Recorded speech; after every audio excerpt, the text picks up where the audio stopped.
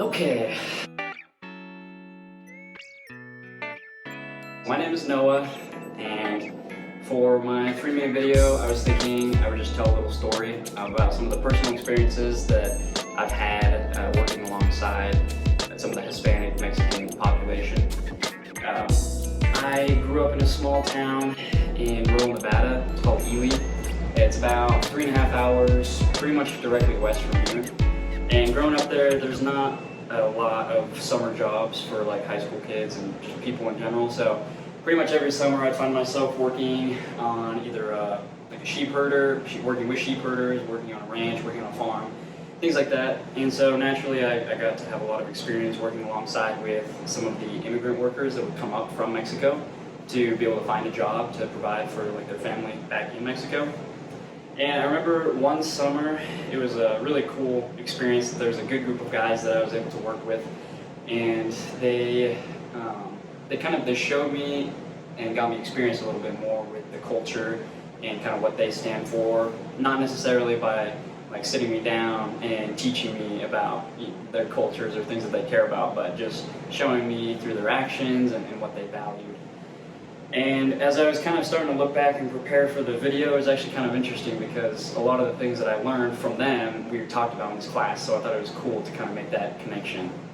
So the first thing that was pretty interesting is I remember them performing like limpas. If you remember, I was talking about that earlier in the semester, sort of these cleansing rituals. They would actually perform these on their trailers that they lived in on the farm when they'd come up for work.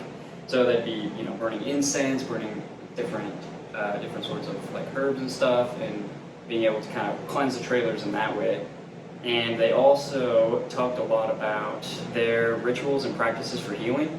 So after a long day, if I wasn't working in the tractor, if I was doing field work, working by hand, bending over, picking stuff up a lot, my back would be killing me, I'd be all sore, and they'd invite me in and they'd actually perform these rituals. They'd give me different sorts of massages, put with different ointments, and my back, it held my back quite a bit after those incidences, which I thought was pretty cool. So I kind of got to see some of those cultural practices firsthand, which was a lot of fun.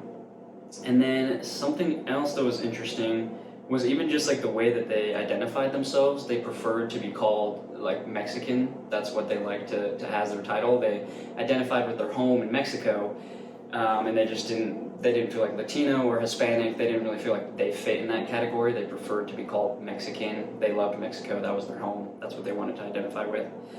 And then along with that, they also just family was number one for them. Whether it was the other migrant workers that came up with them, they could be fifth cousins twice removed, and they would treat each other like brother and sister. It was really cool to see just kind of that bond and that they would have. And of course, the only reason they're there, working so hard and being so far away from family, was to get that money to send back to their family. So working these summers, close with these people from this population, really just kind of grew in my personal knowledge about a lot of what they stand for, and it also helped me grow a deeper appreciation for all of those good characteristics that they do have. So thank you for listening. There's a little bit about my personal experience.